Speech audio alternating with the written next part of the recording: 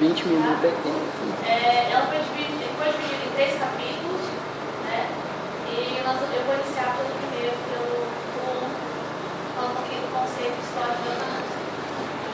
Bom, a palavra eutanásia, né, ele é uma expressão grega eutanatos, ou seja, onde eu significa bom e thanatos, morte, né? Seria assim uma morte tranquila, uma morte piedosa, etimologicamente falando. Marcelo. O termo eutanásia foi proposto pela primeira vez pelo filósofo inglês Francis Bacon, mas só obra de mortes, né? E segundo a visão do Bacon, os médicos eles precisariam sim, além de ter um cuidado, né, com o paciente em relação à sua vida, eles poderiam também se utilizar de outros métodos, né, de outras formas, quando o paciente não tivesse mais condições de viver, quando ele estivesse sofrendo. O primeiro caso de eutanásia foi relatado na Bíblia, no capítulo 1, parágrafos 9 e 10, né? Diz respeito ao rei Saul, quando ele foi ferido em guerra, ele pediu que fosse realizada a sua morte. Tá? O próprio Freud, esse foi o momento da morte, injetando veneno nas vidas. Bom, a eutanásia ela foi caracterizada e classificada em 3 períodos. O primeiro período é a eutanásia ritualizada, que acontecia, né, nos rituais religiosos, foi antigamente. A eutanásia medicalizada, ela fala aconteceu um pouquinho na época das guerras, né, onde era priorizado os corpos sãos, ou seja, as pessoas que não estavam doentes, que não estavam ferindo em batalha. Então, quem estava ferindo em batalha ficava a prática da eutanásia. A eutanásia autônoma, ela tem intenção de dias atuais, né, e acontece muito porque hoje as pessoas têm direito em relação ao próprio corpo, o que se faz ou não durante o próprio corpo. Bom, a prática, ela ocorria assim desde os primórdios, né, muitos anos atrás, e se iniciou na Idade Antiga. Na Idade Antiga, ela era realizada pelos gregos, né, e era conhecida como eutanásia eugênica. Já os romanos, eles tratavam um pouquinho da eutanásia aplicada em doentes que não queriam mais viver e em pessoas com deformidades genéticas. Na Idade Média, ela ocorria quando tinha doenças e em grandes epidemias. A Idade Média também acontecia o seguinte: os guerreiros, quando eles iam para a guerra, né, eles carregavam consigo um punhal. Então, quando eles eram feridos, eles mesmos se matavam, né? Se matavam. Nos dias atuais, teve a publicação dessa obra, né? E essa obra, ela iniciou um pouco os debates e a polêmica dos dias atuais sobre a eutanásia. Essa obra também foi de inspiração para a legislação uruguaia, sendo que o Uruguai foi um dos primeiros países a descriminalizar a eutanásia. Mesmo assim, ainda tem grande polêmica, né? Bom, o que se conclui desse contexto histórico? A eutanásia, ela, mesmo sendo realizada assim, de uma forma cultural, era algo normal, praticado normalmente, na Idade Antiga, na Idade Média, ela acabou sendo um pouquinho condenada com a vida do cristianismo e do judaísmo. Bom, eu vou falar para os professores que conceitua a eutanásia e fala dos tipos. Né? A eutanásia ativa, ela é aquela que pratica em casos misericordiosos, ou seja, de piedade, quando você vê que o paciente não tem mais nada para fazer por ele. A eutanásia passiva ou indireta é quando deixa o paciente virar óbito sem procurar uma cura para a doença dele. A eutanásia de duplo efeito é quando, por uma ação indireta dos médicos, deixa ele vir a óbito. E o suicídio assistido, ele é quando o parente, normalmente parente, ou cônjuge, ou alguém próximo, deixa perto do paciente, de forma consciente, alguma droga letal. Esse caso foi relatado em um filme chamado Mar Adentro e foi baseado em fatos reais, onde deixou um copo de cianureto perto do paciente e ele bebeu e veio a óbito. Quanto ao consentimento do paciente, a voluntária é quando o paciente está em consciência ainda e ele é a favor disso, que foi o que aconteceu com o caso do filme, com o Ramon. Na eutanásia involuntária é quando o paciente está em vida, mas não quer que isso aconteça. Porém, os parentescos ou o pessoal próximo quer que ele venha a óbito por motivos tanto de desgaste psicológico quanto de dinheiro. A eutanásia não voluntária é quando o paciente não está em consciência, ou seja, está no vegetal, e ele não se manifesta por isso, somente a família. Dentro daquelas características, são dois tipos distintos dentro da eutanásia. São a distanásia e a ortotanásia. A distanásia, ela, como diz aqui, ela não prolonga o processo da morte inevitável.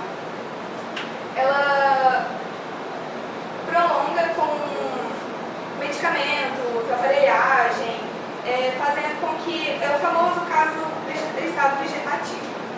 Em 1985, o presidente da República, Tancredo Neves, ele prolongou sua morte por 36 dias, somente por medicamento ou aparelhagem. A distanásia, ao contrário da eutanásia, ela não é uma boa morte, porque ela tem dor, e esse não é o conceito ideal da eutanásia. A eutanásia é sem dor. A ortotanásia, ela, como o próprio nome diz, ela é a morte correta. A ortotanásia digamos assim, que ela é a mais praticada no dia a dia, porque ela passa uma visão de que tudo foi feito em prol da vida. E ela é aceita pela Justiça Brasileira desde 2010, e o ex-governador Mário Covas, ele aderiu à ortotanásia quando ele resolveu ir para casa nos seus dias finais, passar apenas com cuidados paliativos com a família dele. É isso. Bom, eu vou falar um pouquinho sobre a eutanásia, mais a legislação. O Brasil não possui nenhuma legislação específica, porém o Código diz o seguinte, no artigo 121, matar alguém é pena de 6 a 20 anos. Caso de diminuição, o máximo é de um sexto a um terço. Aí, em 1940, teve algumas mudanças no Código Penal sobre a eutanásia e a ortotanásia. A eutanásia, a pena foi de 3 a 6 anos de detenção, e a ortotanásia deixa de ser considerada como crime. Agora eu vou falar um pouquinho sobre o Código de Ética Médica, que diz o seguinte: o médico deve oferecer cuidados paliativos para deixar o paciente confortável e evitar tratamentos ou exames desnecessários que prolonguem o processo da morte. Agora eu vou falar de legislações em outros países. O Uruguai, em 1934, foi um dos primeiros países a descriminalizar a prática da eutanásia. Em 1997, na Colômbia, estabeleceu o seguinte: que ninguém pode se responsabilizar criminalmente por tirar a vida de um paciente que esteja em estado terminal, onde o paciente tem um claro consentimento. Em 2002, na Holanda, foi legalizada a eutanásia com consentimento dos responsáveis. Em 2005, em Israel, depois de 6 anos de debate, a eutanásia foi legalizada para doentes terminais. Agora eu vou passar para frente. Bom, isso daqui, pessoal, é uma revista, né, uma publicação recente da matéria da revista Veja, foi publicada em setembro desse ano agora, né? Fala sobre o testamento vital. O testamento vital nada mais é do que uma prática que já está ocorrendo em